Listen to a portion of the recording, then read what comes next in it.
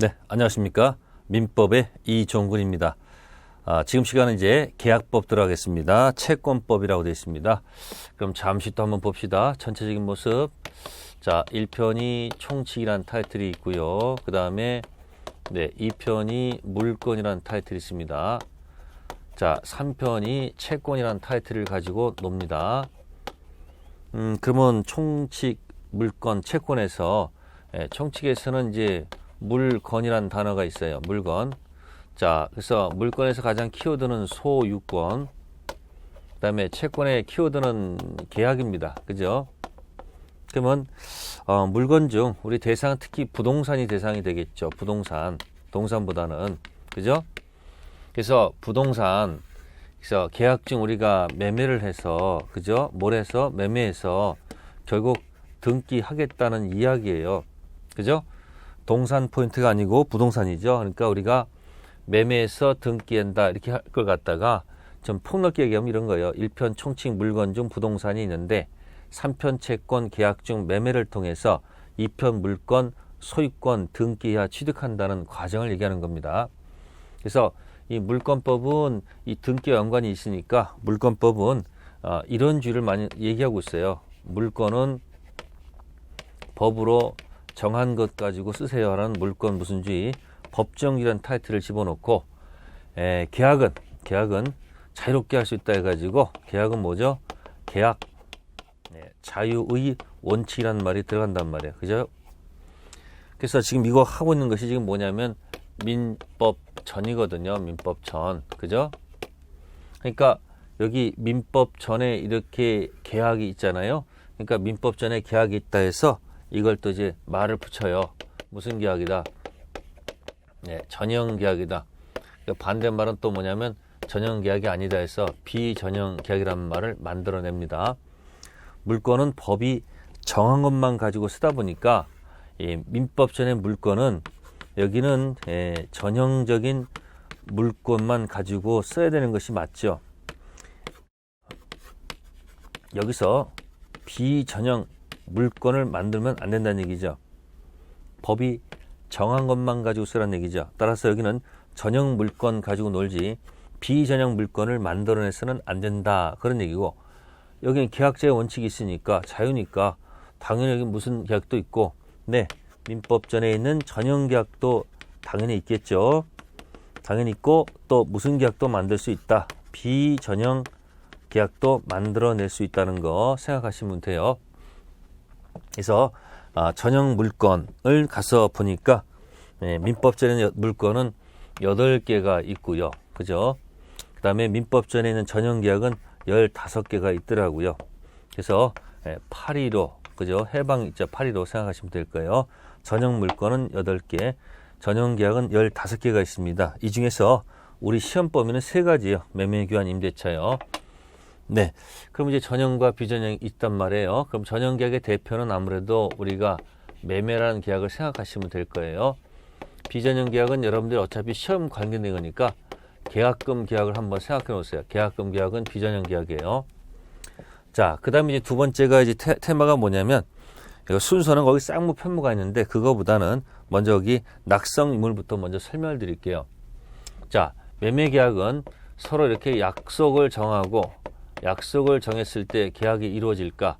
실제로 재산권을 이전하고 실제로 돈을 줘야지 계약이 이루어질까?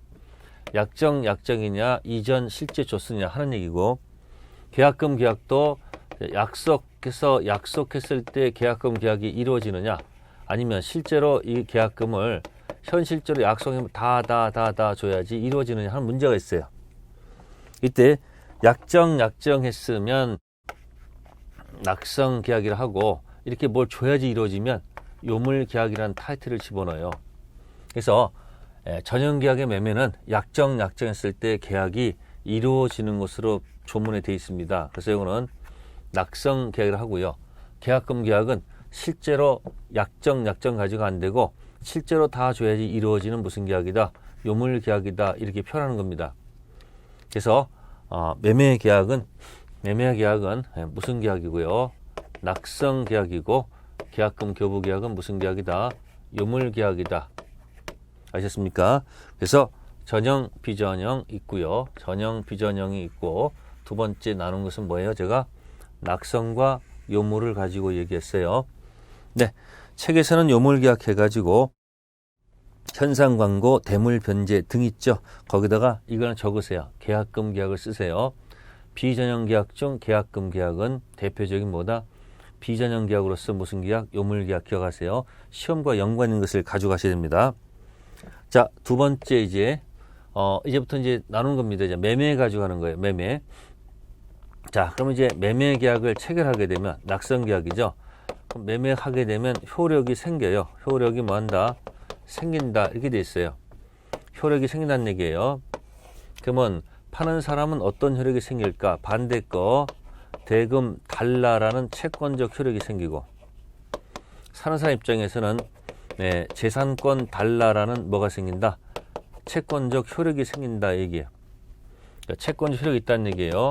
이걸 이제 우리가 총칙에서는 이걸 유효라고 하는 겁니다. 유효. 달라는 효력이 있다는 얘기죠. 그럼 대입하세요. 이것을 을한테 대입하게 되면 이건 채무가 되는 거예요. 채무. 을한테는. 그럼 이쪽 또 채무가 되지 않습니까? 이건 갑한테는. 그죠? 그래서 여기서 무슨 계약이 나온다? 네, 쌍무계약이라는 타이틀이 나옵니다. 무슨 계약이요? 쌍무계약. 쌍무계약. 그래서 매매는 무슨 계약? 쌍무계약이다. 물론 반대말은 뭘까요? 쌍무의 반대말은 편무계약이 되겠습니다. 편무계약. 그래서 쌍무계약이 나옵니다. 쌍무, 편무. 자, 그러면 이제 이 쌍무계약에서 각자 채무를 뭐 하게 되면 채무를 실제로 이제 이행을 하겠죠. 그죠? 갑한테 이행하겠죠. 그러면 을의 재산은 마이너스고 갑의 재산은 플러스가 돼요. 자, 이걸 법률 용어로 출연이라고 합니다. 내 거 마이너스 상대방 플러스 시키는 거. 그러면 또 갑도 마찬가지입니다. 갑도 채무를 뭐 합니까? 이행하는 거죠. 을한테. 그럼 마이너스 되고 플러스가 될 것이죠. 그럼 이것도 뭐가 되는 거예요? 출연이 된다는 얘기죠. 네, 이렇게 양쪽이 출연한 계약을 갖다가 학자들은 또 끄집어다 못 쓴다. 네, 유상계약이란 말을 써주는 겁니다. 무슨 계약이요? 유상계약. 그러면 출연이 대가적이 아니면 이 반대편에는 뭐가 있을 것이에요? 유상의 반대말 뭐가 있을 것이다. 네, 무상계약이 있을 것이다. 그런 얘기입니다. 그래서 유상, 무상 이렇게 설명드린 겁니다. 그럼 우리 시험범위 있는 것들 있잖아요. 매매교환 임대차. 그럼 매매교환 임대차는 비전형이 아니고 전형계약이고 요물이 아니고 낙성이고 편무가 아니고 쌍무고 무상이 아니고 뭐다? 유상계약이다 라는 얘기를 설명드린 겁니다. 가장 기본적인 분류를 한 거고요. 그 다음에 이제 그 밖에 분류가 뭐가 있냐면은 자, 우리 매매계약하고 임대차 계약이 있으면 자, 매매계약은 잔금 주고 등기소를 주게 되면 끝납니다. 그래서 이건 매매는 무슨 계약이다? 일시적 계약이다. 이렇게 하고 임대차는 급부가 계속돼야 되겠죠. 차임 지급이 계속적. 두 가지 가장 큰 차이는 매매계약을 끝내는 방법은 용어서 해제. 임대차 계약 끝나는 것은 해지. 그러면 제가 뭐냐? 이건 제거하는 겁니다. 제거할 제자.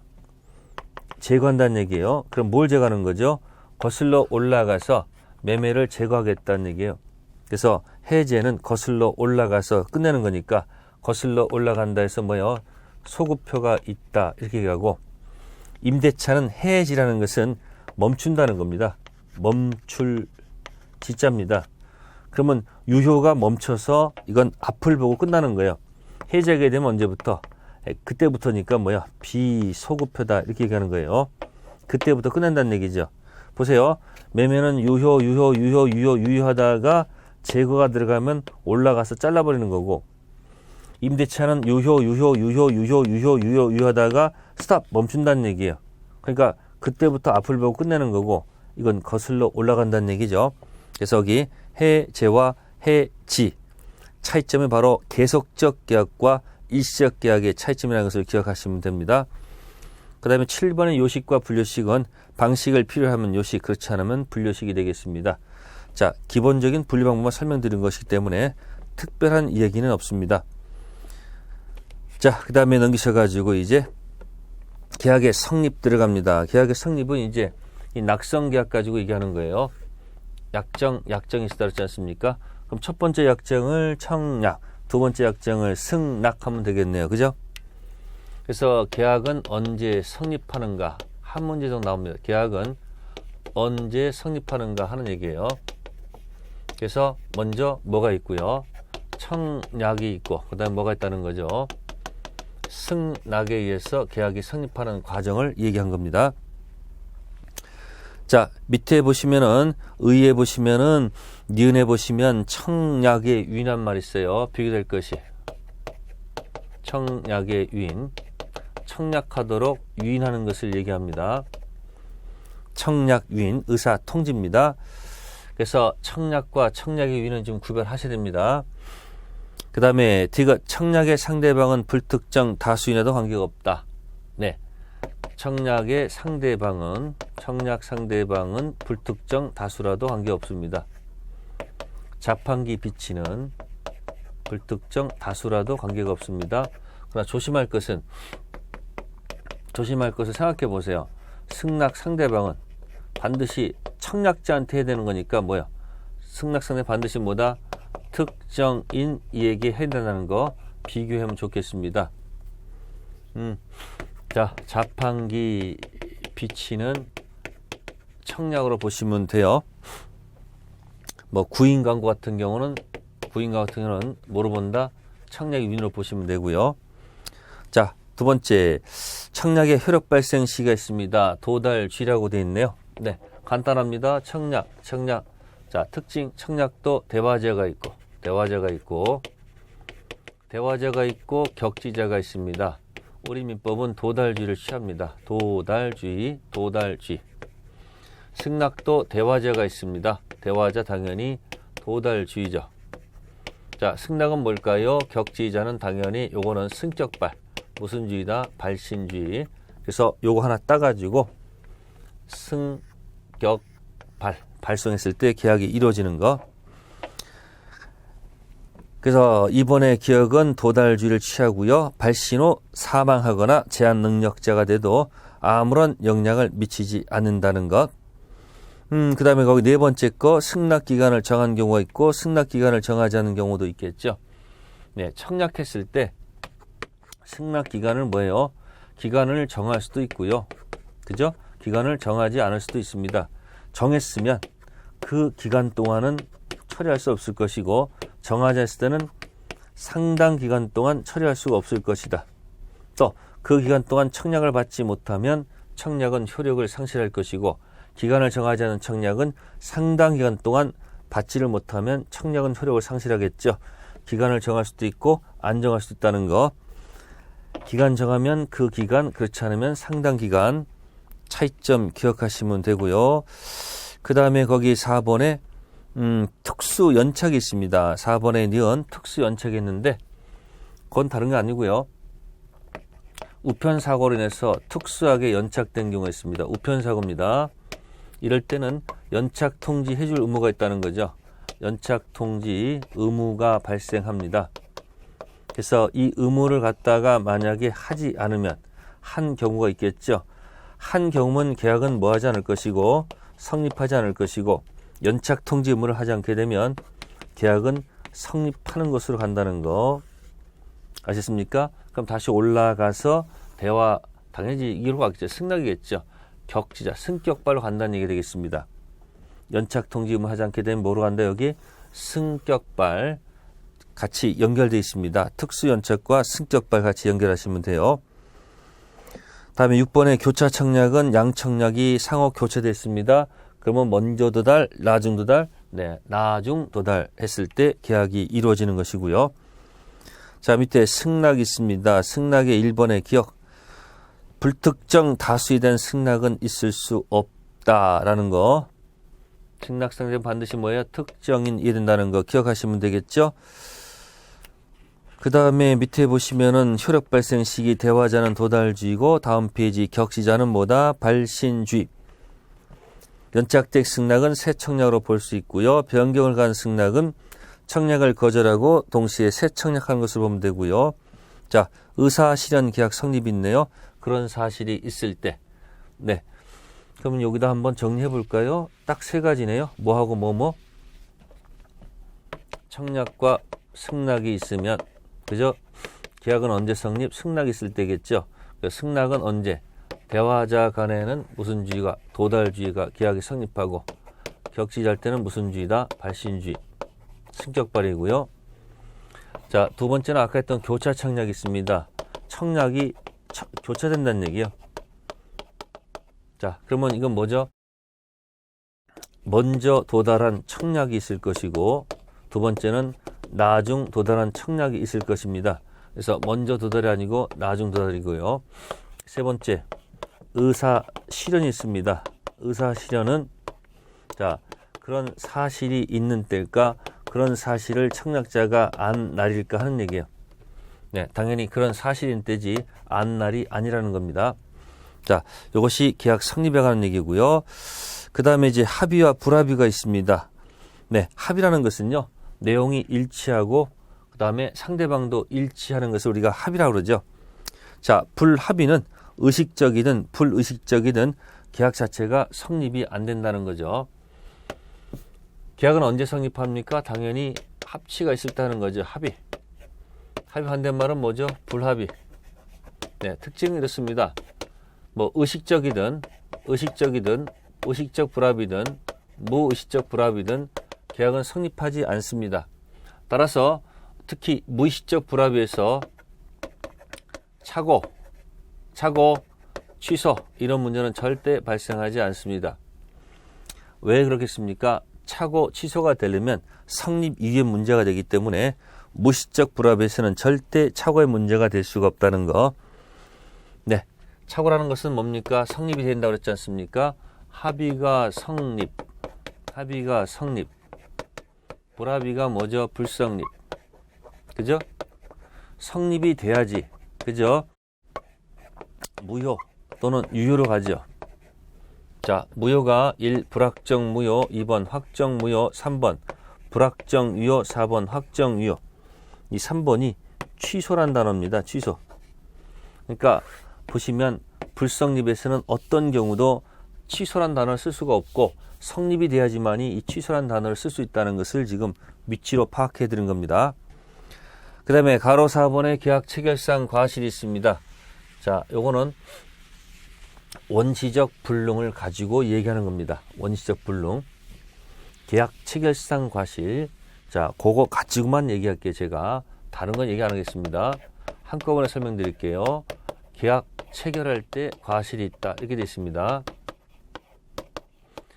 요 계약은 성립은 했습니다. 근데 계약은 무효로 봅니다. 그래서 이 계약 체결상 과실은 원시적 불능을 가지고 얘기합니다. 원시적 불능일 때 하는 얘기예요.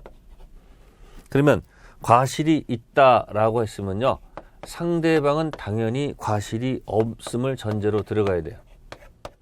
그렇다면 이 사람은 분명히 선이 또한 무과실임을 이어야 되고요.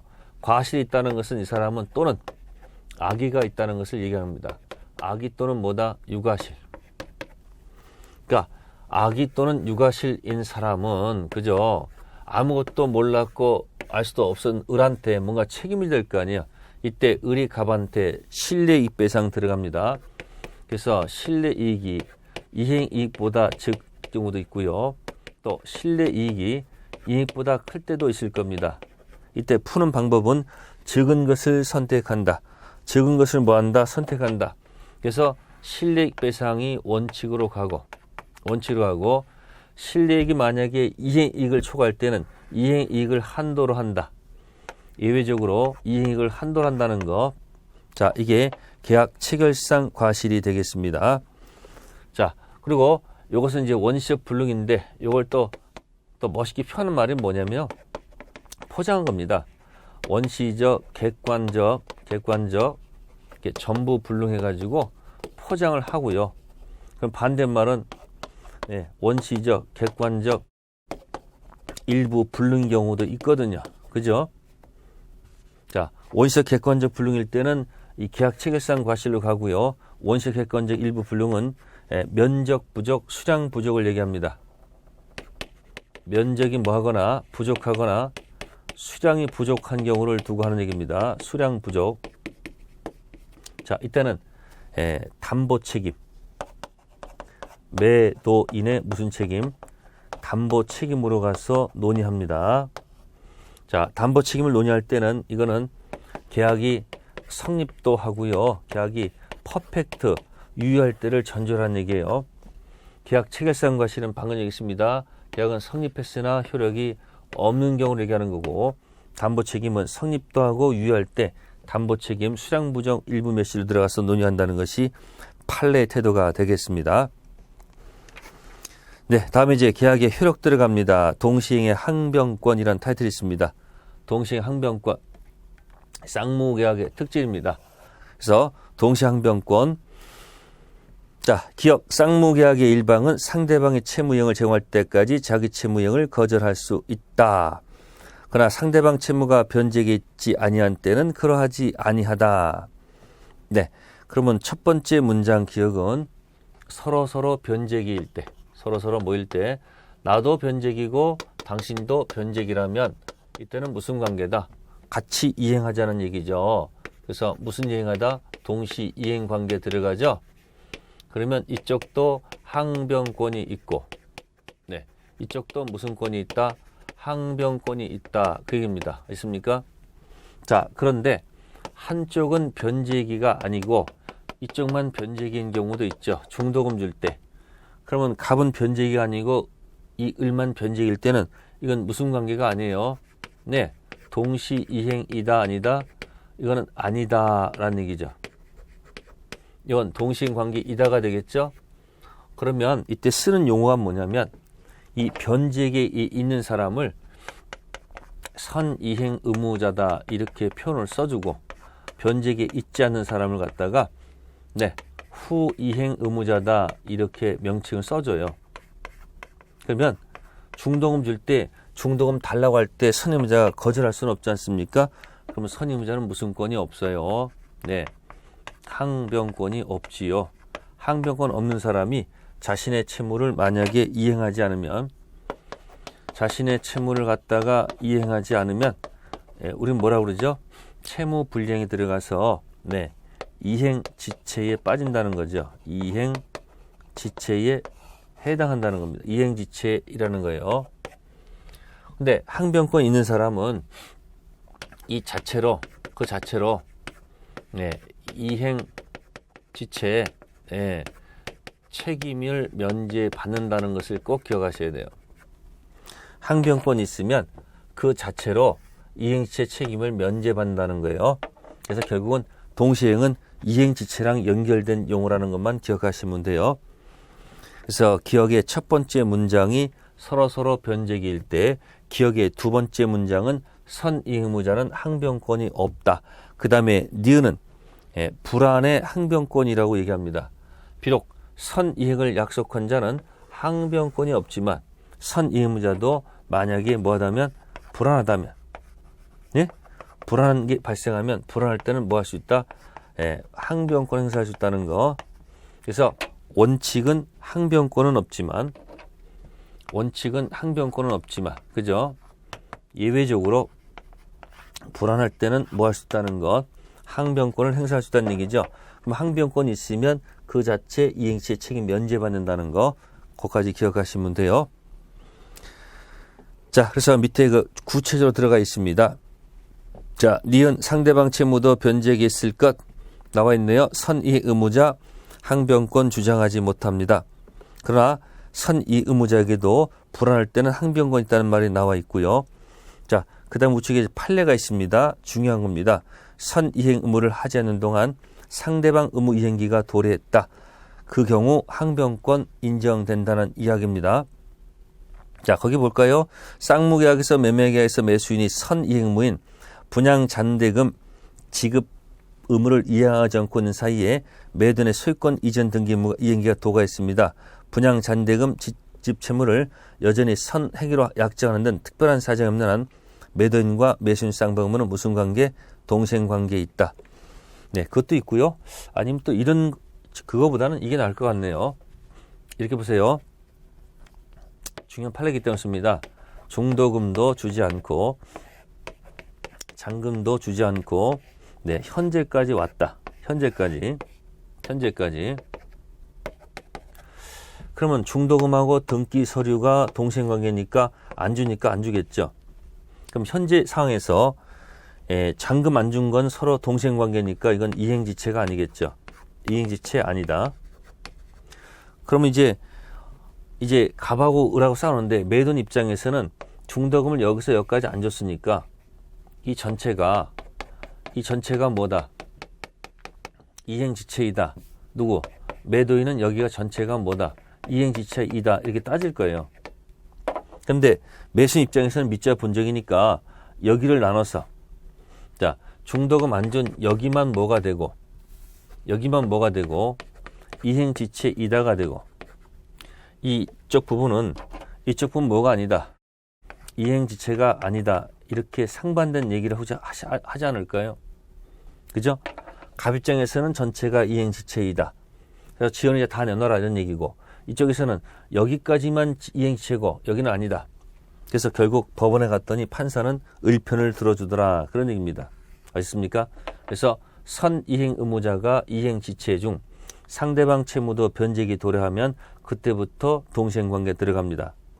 따라서 잔금 기준 이전 못 준 중도금만 지연 이자가 붙고요.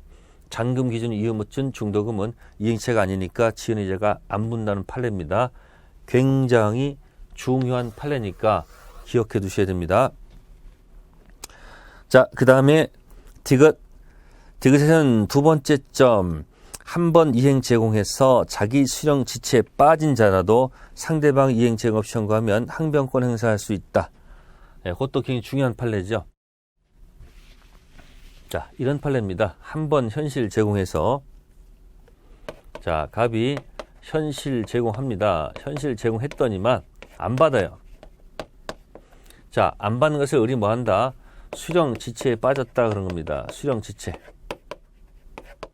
자, 그러면 다음번에 가서 다시 이 현실 제공하지 않고 뭐 하지 않고 다음번 가서 현실 제공하지 않고 청구를 하게 되면 을은 수령 지체에 빠졌다 할지라도 당연히 항변권을 행사할 수 있다 그 얘기입니다. 한 번 현실 제공에서 수령 지체에 빠진 자도 이행 제공이 계속되지 않으면 이쪽 항변권 사라지는 게 아니고 행사할 수 있다는 게 판례 태도입니다. 그래서 여기 판례 두 개 좀 기억하시면 될 것이고요. 자, 3번의 효과 볼까요? 자, 상대방 이행 제공할 때까지 자기 이행을 거절할 수 있다. 네, 영원히 노가 아니고 잠시 노. 연기적 항변권. 항변권 있는 이상 이행기를 지나도 채무자는 이행지체가 되지 않는다. 아까 제일 중요한 얘기 했었습니다. 뭐가 있으면 항변권이 있으면 항변권을 구체적으로 주장하지 않아도 그 자체만으로 이행체 책임 면제받는 거 그게 가장 중요한 얘기고요. 그 다음에 상대방은 항변권 있는 채권을 자동채권으로 상계할 수가 없습니다. 한쪽은 항변권 붙어 있고 이쪽은 없습니다. 이렇게 해서 이렇게 퉁퉁 치자 하면 안 되겠죠. 항변권 붙은 채권을 자동채권으로 상계할 수는 없다는 것. 그 다음에 디귿 소송에서 피고가 이를 주장해야만 효력이 있고요. 항변권을 주장한 경우에도 법원은 원고 패소 판결을 하는 것이 아니고요. 상환급부 원고 일부 승소 판결한다는 겁니다. 상황 똑같습니다. 원고 전부 패소가 아니고 원고 전 패소가 아니고 그죠? 원고 일부 뭐다? 승소. 그러니까 둘을 불러다가 너도 반환하고 너도 변제기니까 서로 상환급부하라 그런 얘기예요. 읽어보시고요. 그 다음에 이제 위헌부담주의가 되겠습니다. 위헌부담. 자, 위헌부담주의는 자, 갑하고 을하고 계약을 체결했을 때, 그죠? 체결합니다. 계약이 성립하고 계약이 유효한 상태입니다. 근데 낙례로 인해서 건물이 뭐가 나면 화재가 나면 네, 갑도 잘못 없으니까 갑의 채무도 뭐 받고 면제받고 또 누구의 채무도 을의 채무도 면제받는 것이 합당하죠. 결국 갑의 대금 갑은 이제 재산권이겠죠. 갑의 재산권 채무, 을의 대금 채무 다 면제받았으니까 결국 이 대가 손실은, 이 건물에 대한 대가 손실은 결국 다 갑이 부담한다는 거예요. 대가 손실을 위험이라고 그래요.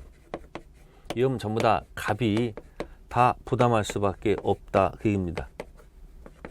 이 갑이 누굴까요? 채무자일까요? 채권자일까요? 보니까 이 사람보다 갑은 무슨 자가 되고 채무자가 되고요. 을은 뭐가 된다? 채권자가 된다, 그 얘기예요. 목적물 인도 채무자, 채권자가 됐죠.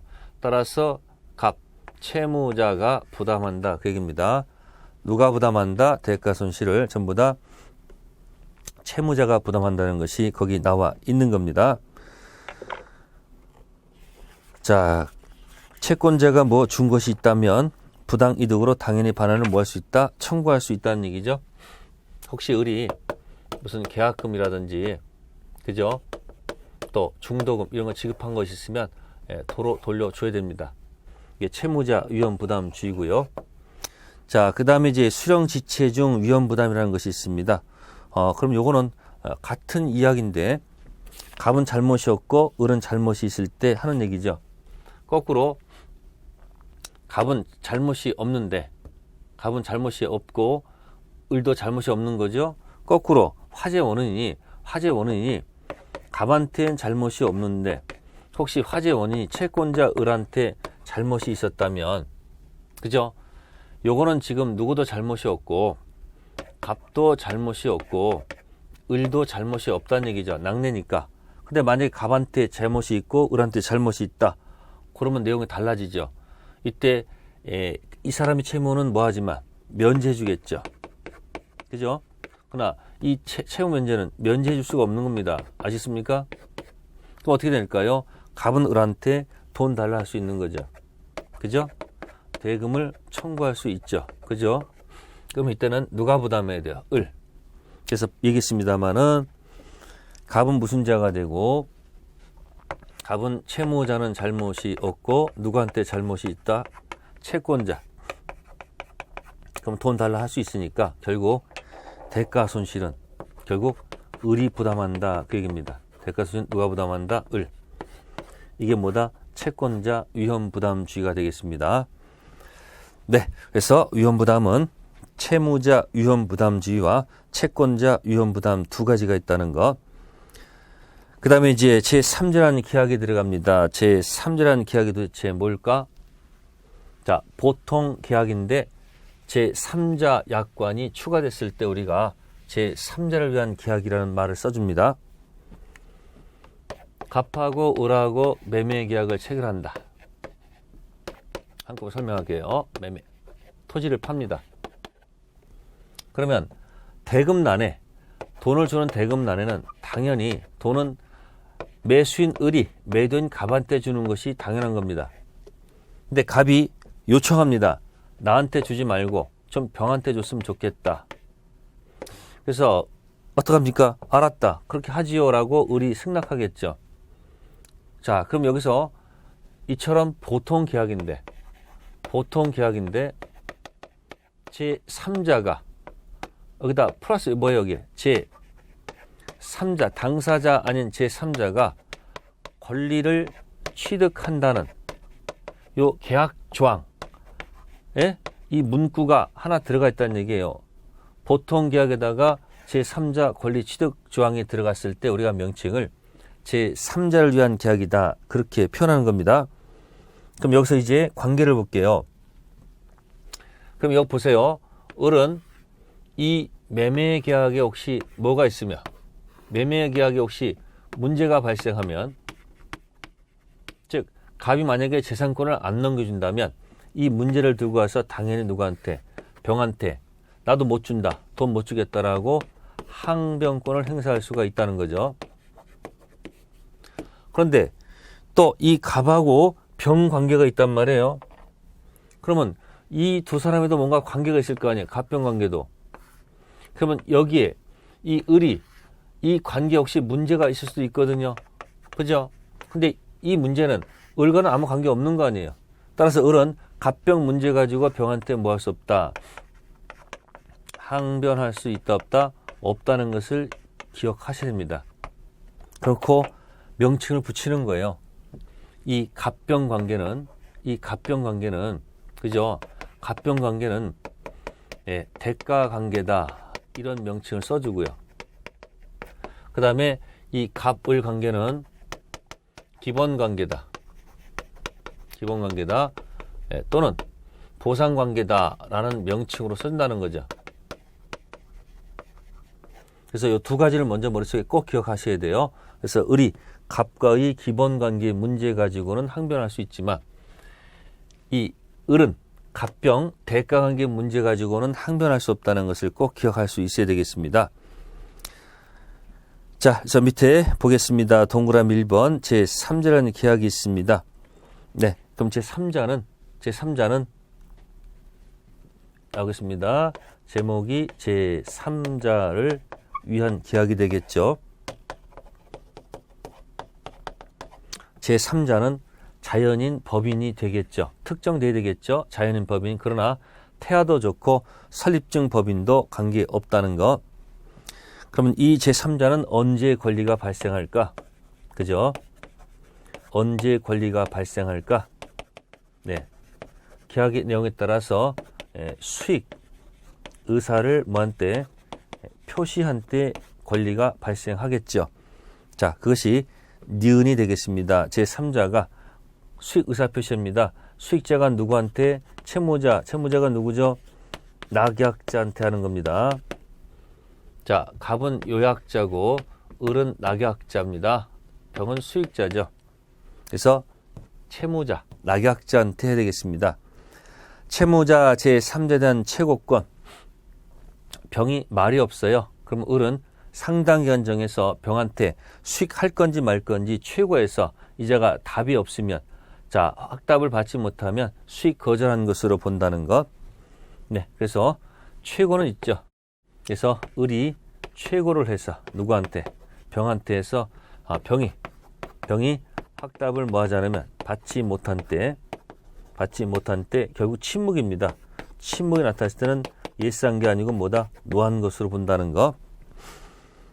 그 다음에 제3자 권리 확정이 있습니다. 수익 의사 표시에서 권리가 발생했죠. 그러면 권리가 발생한 경우에는 갑과 을은 이 내용을 변경시켜서는 안 된다는 거, 뭐 당연한 이해가 되겠습니다. 자, 4번 제일 중요한 거, 채무자 항변권. 채무자는 제3자, 낙약자는 제3자에게 항변으로 이익을 받을 제3자에게 대항할 수 있다. 채무자입니다. 채무자 또는 이 사람 낙약자거든요. 낙약자는 이 매매의 문제를 가지고 이쪽 가서 뭐 할 수 있다? 항변할 수 있다. 그런 이야기가 되겠습니다. 반면 낙약자는 거기 있으면 낙약자는 여기 갑병 관계 있죠. 갑병 문제 가지고는 항변할 수 없다. 거기 동그라미 4번 있죠. 그게 제일 중요한 거예요. 동그라미 4번 있잖아요. 여기를 집중적으로 공략해 두세요. 4번 제일 중요한 데입니다. 그 다음에 이제 하나 더 들어간다면은 낙약자가 채무를 이행하지 않으면 낙약자가 채무를 만약에 이행하지 않으면 불이행이죠. 네, 이때는 어떻게 할까요? 네, 요 약자가 어떻게 할까요? 계약을 해지하는 겁니다. 수익자는 해지할 수 없습니다. 해지해서 원상회복을 청구하면 돼요. 누구한테? 낙약자한테. 그 다음에 수익자는 수익을 얻었기 때문에 손해배상 청구할 수 있다는 것까지 기억하세요. 요약자는 해지해서 원상회복, 수익자는 손해배상 갈 수 있다는 거 기억해 두셔야 됩니다. 자, 그 다음에 이제 계약을 끝내는 방법이죠. 계약에 뭐가 있다? 해제하고 해지가 있습니다. 자, 그러면 이제 들어가 봅시다. 해지 관련된 것이 뭐가 있을까? 자, 쌍무계약이니까 서로 채무를 이행해야 되겠죠. 네, 그럼 일단 해제가 뭐가 있을까 보면 서로 합의해서 약속을 정한 거 있죠. 네, 약정 해제란 말이 있고, 네, 법정 해제란 말을 먼저 기억하셔야 돼요. 자, 차이점이 이렇습니다. 약정 해제라는 것은 뭐냐면 특약을 정한 해제다 그런 얘기고, 법정 해제는 법이 정한 사유가 있으면 해제권 발생한다. 그 얘기입니다. 자, 약정 해제는 예를 들어서 신축 중인 건물을 살 때, 신축 중인 ing 중인 건물을 살 때, 뭐 요번 말일까지 만약에 건축 허가가 안 나면 나 이 계약을 해제할 것이다. 이렇게 이런 특약 달고 들어가는 해제가 있을 거란 얘기죠. 이런 게 바로 무슨 해제다? 약정 해제입니다. 그럼 법정 해제는 뭐냐? 이런 약정 해제가 아니고 법이 정한 사유가 있으면 이 사유가 뭔가 봤더니 이게 채무 불이행이다. 그 얘기예요. 뭐다? 채무 불이행. 그러면 법정 사유가 있을 때 이 사유를 갖다 이쪽에서 풀어볼게요. 채무 불이행이 어떤 것이 있을까 보는 거예요. 그러면 채무를 이행할 자가 채무를 이행하지 않는 게 바로 뭐다? 채무 불이행. 그럼 채무는 두 가지가 있다는 얘기죠. 일단 이행지체란 말이 있다는 거죠. 이행지체. 예를 든다면 중도금을 만약에 지급하지 않는 경우, 누가? 매수인을이. 그러면 매수인이 중도금 안 주면 이행지체에 빠집니다. 그렇죠? 그럼 지체가 되면 당연히 한 번 기회를 줘야 되기 때문에 상당 기간을 정해서 한번 독촉을 할 필요가 있다는 얘기죠. 최고. 그래도 만약에 이행을 하지 않으면, 그죠? 이행하지 않으면 그다음 어떻게 하겠습니까? 이때 이제 뭐가 발생한다? 해제권이 발생한다는 얘기죠. 해제권이 발생해서 실제로 가서 이 계약을 뭐 해야 돼요? 실제로 뭐 해서? 해제해서 이 계약이 도달이 돼야 됩니다. 도달이 되면 비로소 계약은 소급적으로 끝난다는 얘기죠. 그러면 해제권 발생해서 해제한 다음에 끝났으면 이제 그 다음 코스가 이제 해제 효과로 들어가야 되겠죠. 해제 효과가 뭐냐면, 그러면 계약 끝났으니까 원래 상태로 돌려놔라 하는 원상회복 문제가 발생합니다. 그 다음에 계속해서 플러스 잘못이 있으니까 별도로 무슨 배상? 손해배상을 요구할 수밖에 없지 않느냐, 그 얘기예요. 두 번째는 채무 불이행 중에서 갑의 잘못으로, 이건 아까 을이 돈을 안 주는 것이고, 거꾸로 갑의 잘못을 해가지고 건물이 몽땅 탔다는 얘기예요. 갑의 잘못으로 귀책 사유로. 그럼 불이 탔으니까, 불났으니까 이건 이행불능이라는 단어를 써본다는 얘기예요. 이행불능. 그러면 지체하고 불능의 차이가 도대체 뭘까? 지체는 이행 여지가 남아있는 거고 불능은 이행 여지가 없으니까 이건 최고를 할 이유가 없다는 얘기죠. 최고할 필요가 없다는 얘기죠. 그죠? 그럼 바로 뭐가 발생? 바로 뭐가 발생하는 거예요? 최고 없이 바로 뭐가 발생한다? 해제권이 발생하는 거죠. 자, 그 다음에 똑같습니다. 역시 해제를 해야 됩니다. 해제권 발생 똑같이 뭡니까? 해제가 도달해서 원상 회복해서 선배 들어갑니다. 그러니까 여기부터는 같다는 얘기예요. 여기부터는 같다는 얘기죠. 그래서 원상 회복, 그다음에 무슨 배상? 손해배상 똑같고 지체하고 불능은 다른 게 아니고 최고를 필요한 거 없는 거 요 차이밖에 없다는 얘기예요. 자, 그럼 여기서 이제 보게요. 그러면 약정 해제는 도대체 뭐냐? 신축했는데 신축 중인데 말일까지 못하면 허가 안 나면 해제한다고 그랬죠. 그러면 이 상황에 나타나서 진짜 여기에 맞춰서 실제로 이 요건 충족해서 만약에 약정 해제하게 되면 여기는 원상 회복은 해야 됩니다. 뭘 해야 된다고요? 원상 회복은 해야 되겠지만 잘못이 있는 것이 아니니까 여기는 손해배상을 요구할 필요는 없을 것이다. 그런 얘기죠. 그래서 약정 해제하고 무슨 해제? 법정 해제 이야기를 설명드린 겁니다. 그래서 동그라미 2번이 이행지체와 해제, 그 다음에 4번이 이행불능과 해제 있고 중간에 정기행위 하나가 있네. 정기행위. 정기행위는 특수한 이행지체인데 이건 다른 건 없고요. 정기행위는 예식장에서 화환 주문한 경우입니다. 요거는 정기행위는 여긴 최고할 필요가 없다는 거예요. 요것만 차이밖에 없어요. 정기행위는 최고 없이 해제권 발생해서 해제할 수 있다는 것 기억하시면 됩니다. 그 다음에 이제 이행지체하고 이행불능의 차이점 본다면, 요건 이제 서로 변제기일 때, 서로 모일 때, 서로 변제기일 때는 내 걸 이행해서 지체에 빠뜨린 다음에 들어가고, 이행불능은 서로 이렇게 변제기 있다 하더라도, 그죠? 이행불능 됐으니까 이건 이행 제공하지 않고 바로 들어갈 수 있다는 거죠. 서로 변제기일 때는 지체가 아니니까 내 것을 던져서 지체에 빠뜨린 다음에 이거 들어가는 거고, 이거는 서로 변제기 문제 있다 하더라도 불능일 때는 던질 필요가 없다는 얘기죠.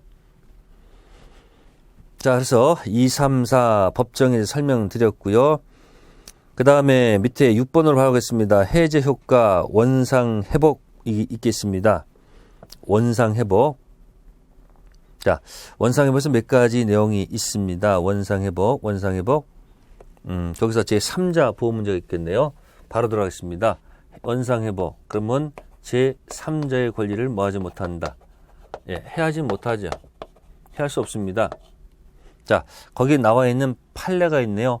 네, 거기 보시면은 밑에 보시면 토지 매수부터 토지에 신축된 건물을 매수한 자는 토지 매매계약 해제로 보호되는 제3조에 해당하지 않는다. 네, 이런 얘기예요. 갑 토지를 갖다가 자 을한테 팔았다는 얘기예요. 사신 분이 여기에다가 건물을 축제했다는 얘기죠. 그죠?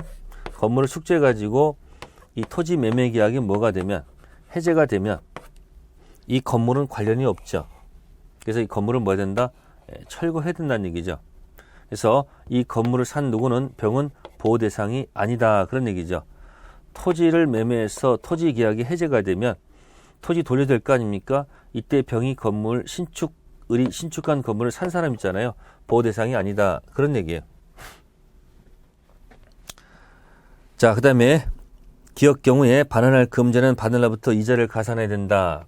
네, 제3자 권리를 해할 수 없고, 그 다음에 대금 돌려줄 때는 네, 받은 날로부터 이자를 붙여서 줘야된다는 거.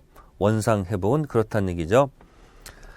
자, 원상회복. 따라서 원상회복은 특징이 뭐죠? 선이 악이 관계없이 다 돌려준다는 것이 또 특징이 있겠습니다. 그 다음 밑에 가시면 이제 해제와 무슨 배상, 손해배상이 있어요. 네, 이건 당연히 어떻습니까? 원상이 손해배상 있으니까 손해배상은 누구한테 하는 거예요? 귀가 없는 사람이 귀 있는 사람한테 손해배상을 요구한다는 얘기죠. 따라서 원상회복은 손해배상 청구에 뭐하지 않는다? 영향을 미치지 않는다. 그런 얘기가 되겠습니다. 원상회복도 하고 무슨 배상? 손해배상도 할 수 있다는 겁니다. 네. 그러면 이제 여기서 내용을 본다면 지체하고 불능이 있었다는 얘기죠. 그럼 이걸 조금 더 연결해 드릴게요. 자, 이걸로만 만족하지 마시고, 그럼 이제 잘 보세요. 이행지체라는 이 말은 아까 쌍무계약에 동시이행하고 연결시켜야 됩니다. 쌍무계약에 무슨 이행? 동시이행하고 연결시키면 딱 좋고요. 그 다음에 채무의 이행불능은 쌍무계약에 네, 위험부담으로 연결시켜서 딱 합체해 놓으세요. 연결 안 된다고요? 됩니다. 동시이행하고 뭐하고 이행지체가 한 세트입니다. 그 다음에 위험부담하고 이행불능이 뭐다? 한 세트입니다. 자, 보세요. 이행불능은 매도인 갑한테 귀책 사유로 화재가 난 거고요. 을은 잘못이 없는 경우죠. 채무량이 아닌 위험부담은 네, 갑한테 잘못이 없고 을한테 잘못이 있는 경우도 있고, 또 갑한테 뭐가 없고 잘못이 없고 을한테 잘못이 없는 경우죠. 채무불이행 이행불능은 갑한테 잘못이 있는 것이고, 위에 위험부담은 채무불이행이 아닌 것은 갑한테 절대 귀가 없는 거죠. 그러니까 요거는 이행불능 문제로 해결하고, 요거는 위험부담, 갑은 을한테 돈 달라 할 수 있으니까 대가손실은 을이 부담하고, 돈 달라 할 수 없으니까 갑이 부담한다는 얘기죠. 그 다음에 아까 했던 거 여기다 더 덧붙이면, 그러면 요것이 뭐냐면 후발적 불능입니다. 무슨 불능이요? 후발적 불능이거든요. 그럼 여기다가 원시 불능을 덧붙이면 안 될까요? 했던 겁니다. 아까 무슨 불능? 객관적 전부 불능. 또 객관적 일부 불능이 있었거든요. 원시적 불능, 원시적. 이건 무슨 불능이고, 후발적 불능이고, 이건 무슨 불능? 원시적 불능이거든요. 그래서 아까 여기다가 전부 불능은 아까 이런 말 썼었어요. 계약 뭐다? 체결상 과실. 이걸 연결시키고, 원시적 객관적 일부 불능은 아까 있습니다. 면적 부족, 담보 책임. 면적 부족, 수량 부족 있죠? 담보 책임 문제로 간다는 거. 그래서 후발적 불능의 비교는 뭐다? 원시적 불능이라는 것.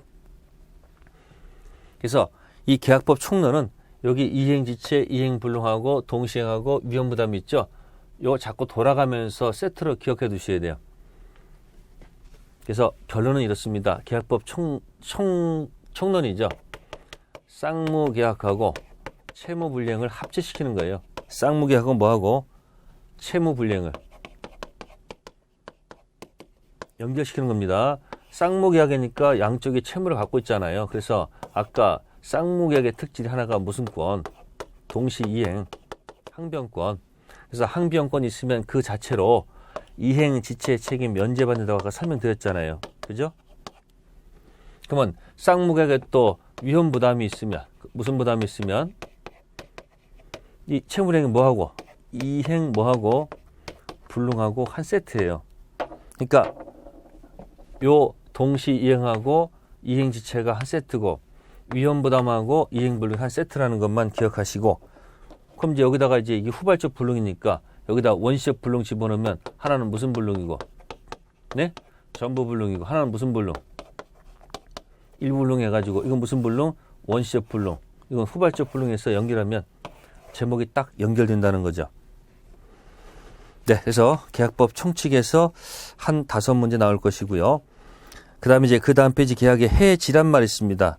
해지는 다른 거 없어요. 해지는 해지하고 차이점 아까 얘기했잖아요. 제거한다는 얘기죠. 보세요. 매매를 했습니다. 매매했습니다. 그러면 유효하다가 재가 되면 제거해야 된단 말이에요. 그러면 지금까지 유효했다가 제거를 하려니까 뭘 제거하는 겁니까? 이 매매를 제거하는 거예요. 그러니까 제거하러 위로 올라가서 매매를 이렇게 잘라버린다고요. 그러니까 올라가니까 이건 뭐라 그래요? 소급해서 날아간다는 얘기죠. 따라서 소급표로 날려놓고서 뭐라 그럽니까? 매매가 없었던 원래 상태로 돌려놓으세요라는 원상회복이란 말을 쓰는 거고. 자, 보세요. 임대차 볼게요. 임대차에서 차임을 꼬박꼬박 주고 있어요. 유효. 그러다 차임을 2기분에 달하게 되면 주인이 나가라고 그래요. 그러면 계약을 뭐 하는 거예요? 유효하다가 계약을 해지하면, 이 지한다는 것은 멈춘다는 거예요. 멈출지란 말이에요. 그죠? 멈추면 어떻게 되는 겁니까? 지가 되면 지는 어떻게 되는 거예요? 이것은 그때부터 멈춰서 그때부터 앞을 보고 계약을 끝내는 거예요. 그러니까 지나온 세월은 뭐다? 유효하다는 얘기예요. 그러니까 소급하지 않으니까 이거 뭐라 그래요? 거슬러 올라가지 않으니까 이걸 만들어 갖다가 뭐라 한다? 비소급표 또는 뭐다? 이것도 앞을 보고 하니까 장내효 이렇게 얘기하는 겁니까? 그러면 보증금에서 유예했으니까 보증금에서 못 받은 차임을 털어야 될 거 아니에요? 그러니까 이건 뭐 하는 거야? 이건 유효한 거니까 털어야 되는 거니까 이건 뭐다? 청산 의무가 발생한다. 이렇게 얘기하는 거예요. 그래서 해지는 거슬러 올라가지 않고 그때부터. 아셨습니까? 따라서 원상 회복하는 것이 아니고 뭐다? 이건 청산 의무다. 그런 얘기입니다. 아시겠습니까? 원상 회복하는 거 아닙니다. 이거 뭐다? 청산하는 겁니다. 못 받은 차임을 뭐하고 이렇게 털고 한다는 얘기. 청산 의무. 네, 그 차이밖에 없습니다. 네, 거기까지가 계약법 총론이 되겠습니다. 잠시 쉬었다가 계약법 강론하겠습니다.